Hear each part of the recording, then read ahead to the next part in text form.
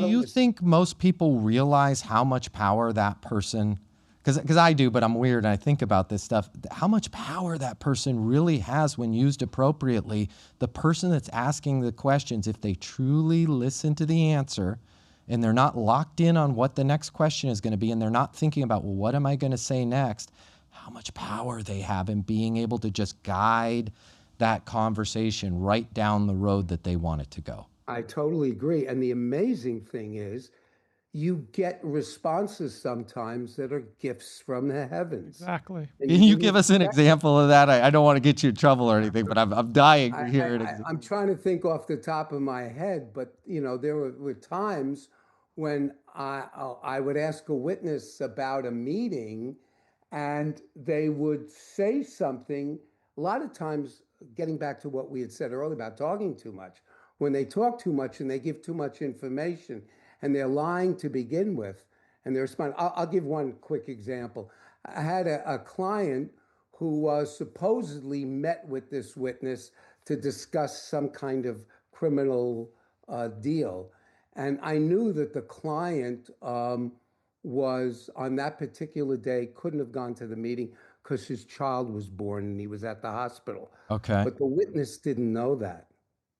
And so I asked the witness, I kept getting the witness to bury himself more. And he said the meeting was at Starbucks. And how did you know it was at Starbucks? And he said, because I have this receipt and it shows 2 drinks instead of 1. And I normally go every day and I have 1 drink. And what time of day was it? And blah, blah, blah. And I just had him build and build and build it more. And I said, are you aware that that day that you were absolutely certain, and repeated everything he said about the meeting and blah, blah, blah, blah, blah. Are you aware that that day he was at the hospital because his daughter was born? And he just froze. How could anybody not know that? Right. And I said, you actually asked these ladies and gentlemen of the jury to believe that rather than be at the birth of his daughter, he was having a cappuccino with you at Starbucks? And that ended it.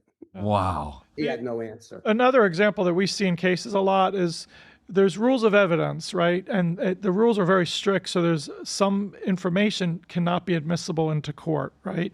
And sometimes we'll ask a question, and if we're not listening to the answer, we'll miss the fact that in the answer, they actually open the door to make something that was not admissible now admissible. Most common, we'll see it like with a prior arrest. We may not be able to admit into evidence that they had a prior arrest, but we'll say, okay, on this day, the officers approached you, right? And you were nervous, weren't you? And they'll say, well, yeah, because the last time it happened, I got arrested. Well, and now that becomes admissible, right, because they just open the door to that information. And so if you're not listening to the answer, you could go, and you're reading, like Mark said, like he always took us with his students, he took their paper away from them. If they're just going down a piece of paper, next question. They're going to miss all that. Right.